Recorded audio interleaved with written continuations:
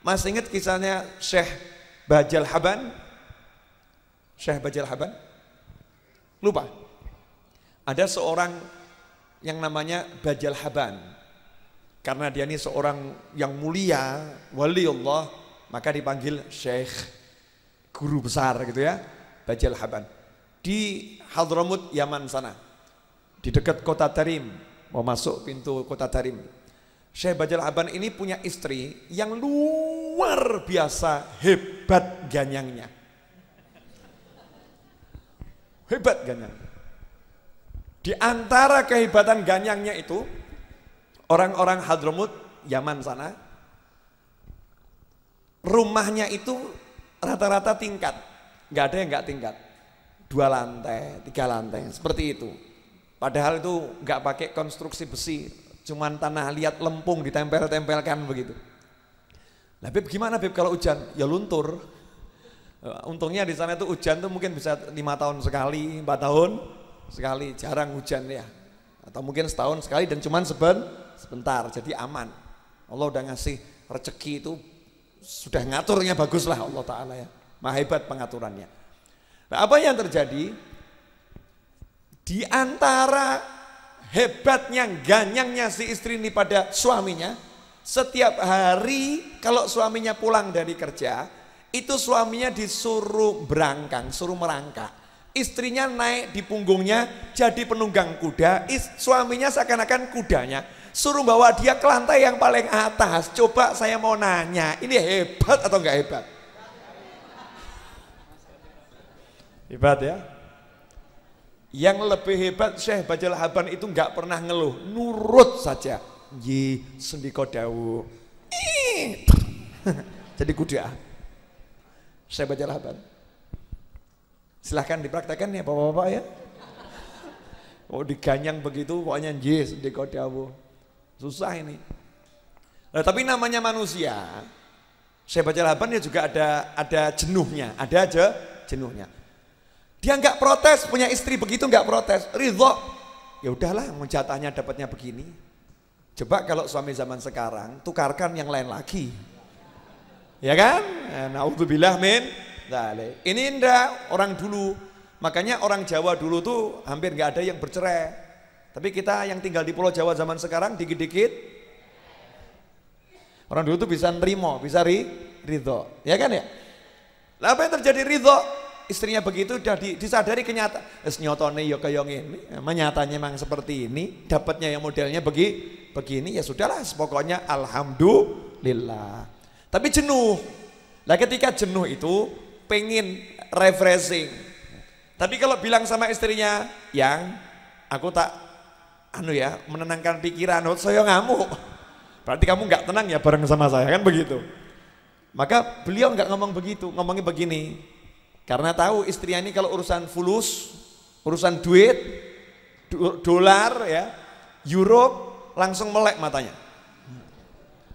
Jadi kalau jenengan mau ngetes istri jenengan, bapak-bapak, coba ngomong begini, saya mau kasih kamu uang 5 juta. Kalau melek betul, hati-hati itu. Berarti dia lebih cinta uangnya daripada jenengan. Tapi kalau biasa-biasa, bola matanya biasa, aman. Berarti jenengan lebih dicintai daripada harta. Makanya ibu-ibu siap dites sama suaminya nanti ya.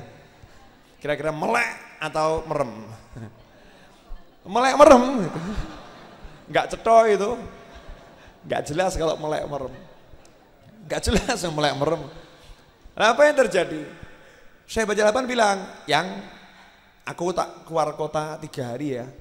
Mau cari duit, karena cari duit di sini kok kelihatannya nggak ada perkembangan. Coba 3 hari mau keluar kota. Karena pamitnya itu cari duit, silahkan berangkat. Ya, silahkan berangkat. Nah, Syekh Bajal Haban padahal nggak mau cari duit, sudah pokoknya nanti pulang bilang saja ternyata di luar kota jauh lebih sepi pasarnya kan begitu. Beliau naik ke atas gunung. Nah di gunung itu dikenal ada satu gua tempatnya orang-orang soleh biasa kholwat ibadah. Niru Kanjeng Nabi Muhammad SAW. Kanjeng Nabi itu kan kalau kholwat kan yatakhalla bil Hira. Rasulullah kan kholwat di gua Hira ya. Nah, sampai dapat wahyu yang pertama kan di situ. Di atas gunung tuh di sana. Jabal Nur yang ada di kota Mekah itu. Naik ke atas di Hadramut sana di sebuah gunung, masuk di situ ternyata ada 2 orang soleh yang lagi ibadah. Nah kebetulan itu kan datangnya pagi-pagi dan hari itu lagi pada nggak puasa. Puasanya mungkin Senin Kemis atau Daud gitu kan, lagi nggak puasa. Sarapan nih, sarapan. Orang solehnya ini satu ngomong pada temennya, dah nih giliran kamu yang nyiapin sarapan. Saya baca Lahaban nih bingung nih di atas gunung nih nyiapin sarapannya bagaimana? Oh ya, angkat tangan.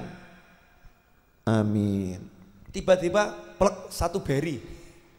Datang dari langit, hidangan dari langit 1 beri, tiba-tiba ada. Bukan jin, bukan loh ya. Ini yang nonton seperti ini mungkin ngomong, wah ini Habib ceritanya tahayul nih. Ceritanya khurafat ini. Ceritanya gak masuk akal nih. Berarti jenengan gak pernah baca Al-Quran. Ya. Atau mungkin baca Al-Qurannya gak 30 juz. Mungkin surat Maryam selalu ditinggalkan gitu. Surat Maryam ditinggalkan. Wong di surat Maryam aja dijelaskan dengan jelas. Siti Maryam itu ketika kholwat, sama kholwat. Di mana kholwatnya? Fil mihrab, di tempat ibadah, nggak keluar sama sekali, dijaga ketat. Di situ ibadah luar biasa. Nabi Zakaria datang ngasih makanan, kaget, loh, lah kok udah ada nampan, sudah ada makanan ini. Nanya, anda lagi ada ya Maryam? Hei Maryam, dari mana ini? Kok ada makanan? Siapa yang kasih? Min indillah, Allah yang kasih. Langsung dari sisi Allah. Gak diterangkan ya itu sate atau apa, gak diterangkan. Yang jelas gak ada di kampungnya Siti Maryam. Padahal Sayyidatuna Maryam bukan nabi, bukan rasul, wanita yang solihah. Artinya manusia biasa bisa mendapatkan karomah seperti itu. Nah ini hamba Allah yang soleh ini doa, plek ada makanan 1. Lah yang 1 ini udah biasa lihat begitu, jadi nggak gumun. Nah Syekh Bajal Haban kaget. Begini kok langsung dapat ini ya, ajib ini.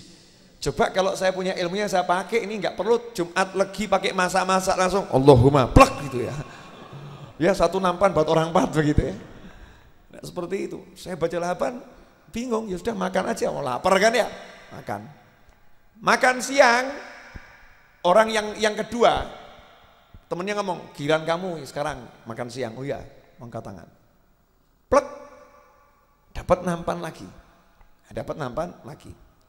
Makan malam, 2 orang soleh ini ngomong sama Syekh Bajal Haban tadi. Mas, makan malam giliranmu.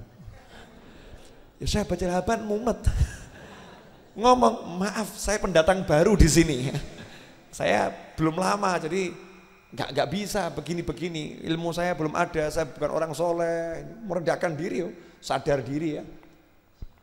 Akhirnya 2 orang tadi ngomong, udah sudah kamu yakin saja minta sama Allah. Saya baca Lahaban, akhirnya angkat tangan doa. Plek, dapatnya 3 beri. Lah yang 2 kaget, loh ini warga baru kok lebih hebat. Ini yang udah berbulan-bulan cuma bisa 1 beri, ini warga baru 3 beri. Akhirnya mereka nggak makan dulu.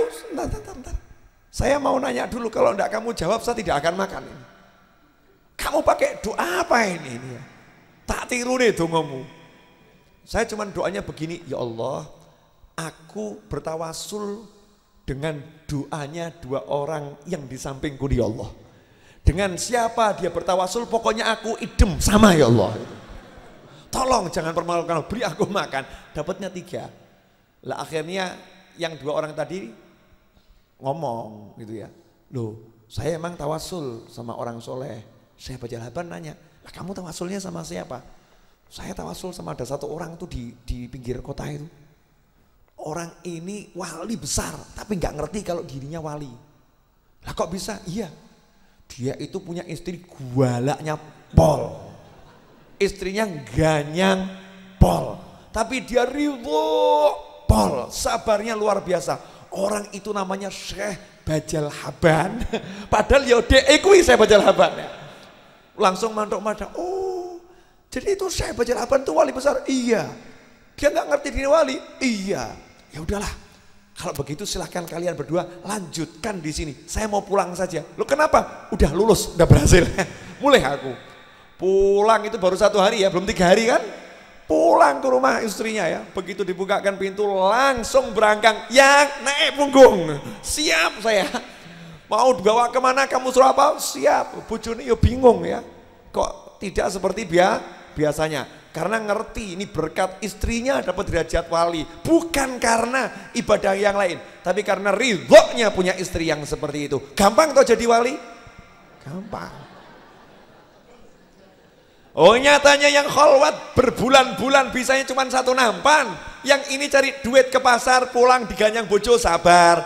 Cari duit ke pasar pulang diganyang bojo sabar. Kholwat juga tidak pernah. Baru mau nyoba, baru belum bermalam udah pulang. Tapi jadi wali yang luar biasa. Kenapa? Ridho dengan pemberian Allah yang namanya diganyang bojo.